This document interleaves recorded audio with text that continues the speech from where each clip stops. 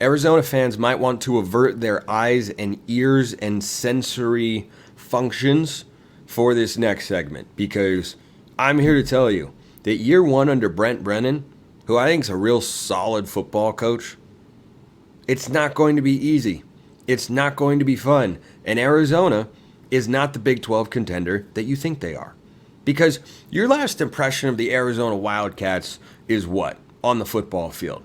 They beat Oklahoma. They had a 10-win season. They won 7 straight to end the year. They almost beat USC in Los Angeles with Caleb Williams. The Trojans were rolling. All of these things are true. You may recall that Jedd Fisch has departed that program and has bypassed short-term opportunities for long-term goals and taken the head coaching job up at Washington. And make no mistake about it, that's what he's done. Because Washington in 2024 and Arizona now in 2024 with Brent Brennan at the helm, neither one of those teams come close to what Arizona with Jedd Fisch would have been in 2024. Do you know how many players hit the transfer portal from the Arizona Wildcats after Jedd Fisch announced he's taking the head coaching gig up at Washington and then apparently interviewed for 6 other jobs? Yeah, okay. I'll give you 3 seconds. We're gonna have 3 seconds of silence and you can try and guess how many players transferred out. Ready? Go. Time's up. 22. 22. That's the number. 22 guys that were on Arizona's roster last year won't be this year. Now, is every single one of those players a starter? No, certainly not. Are a number of them? Yeah, a number of them are. And when you think about Arizona, you think about the loyalty, which is pretty rare in today's world, of Noah Fafita and Tetairoa McMillan. Because those 2 guys said, all right, bye, coach. I'm committing to Arizona. I'm loyal to Arizona here. That's who I committed to play football for. Those are the fans that I want to support, that I want to reward for the way they supported us this year. And so those 2 guys are back. That's the foundation of your offense. But do you know who's not on that Arizona offense next year? Jonah Coleman, the running back, was probably the most underrated running back in all of the Pac-12 last year, which was the deepest conference in America. Jacob Cowing is off to the NFL. Tanner McLaughlin, he's out of eligibility. Really, really nice piece at tight end. That's 3 legit weapons. In addition to pieces that have been lost on both sides of the ball of starting caliber that are no longer suiting up for Arizona. They've brought in 10 players via the portal.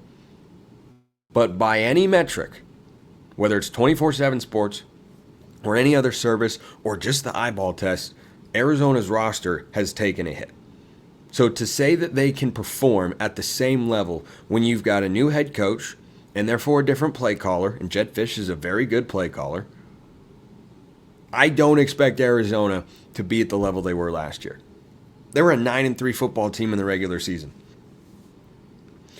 Did you know that they played 10 Power 4 programs this year? Yeah, bit of a unique schedule here because Arizona plays a non-conference game on September 13th. It's in Manhattan, Kansas. Wait, aren't Big 12 teams at? Isn't Arizona in the Big 12? You'd be correct in saying all of this. And the Wildcats are going to play, because it was part of their schedule previously when they were in the Pac-12, RIP, they're going to play Kansas State. Well, they're still playing Kansas State. They're going to travel to Bill Snyder Family Stadium and give it a go. The old college try, if you will. But that'll be a non-conference game. So not only do the Wildcats have the unique situation of having 10 Power 5 opponents on their schedule, here's their schedule. They start with New Mexico and Arizona. Neither one of those is going to be a problem. Neither one. They're going to be just fine. New Mexico, Northern Arizona, they're good. 2-0. At Kansas State, and then the next week they're at Utah following a bye. If I had to script the least perfect way to begin your new year in the Big 12, can I just say that the 2 teams that I and the sports books and betting markets and whatnot have as the 2 favorites in the league being your first 2 Power 5 games, that would be the worst way to do it? on the road. You have to go to Rice-Eccles Stadium. Do you know how many times Utah has lost at Rice-Eccles Stadium with fans in the stands since 2018? One time. One time. Now, last year, Arizona, when Utah came to town, blasted the Utes. It got ugly. Was not a correct pick on my part. I thought it was a bounce back spot. The Utes hadn't lost consecutive games in about 5 years or so under Kyle Whittingham. They lost consecutive games that week. Arizona was on them from the jump. Well, now you have to go to Rice-Eccles, and Bryson Barnes isn't going to be back there at quarterback. It's going to be Cam Rising. That's a completely different matchup. And Arizona, as we talked about, is going to be different. So at Kansas State, bye, and at Utah. It cannot get any worse for Arizona on the schedule there. Then they come back home to play Texas Tech. If you think that game's going to be a cakewalk, I have a bridge in Brooklyn I'd like to sell you. They go at BYU, where you're always getting a packed house. They host Colorado, who's going to be much improved and pushed Arizona to the limit in Boulder last year, took a game-winning field goal. Then they're at home against West Virginia. That's a 9-win team from 2023. At UCF, who just brought in KJ Jefferson from the transfer portal, coming over from Arkansas, and Gus Malzahn's a good coach. Then they play Houston, and that's the first game that you look at and go, shouldn't be a problem. I don't think Arizona's going winless here, but can I find 4 losses on the schedule when they end the year at TCU and hosting Arizona State? ASU will be improved. TCU will be improved from a year ago. They were both under 500. ASU had 3 wins, TCU had 5. At least one of those teams will make a bowl game in 2024. That is about as much of a gauntlet as you could ask to go through in the new look Big 12.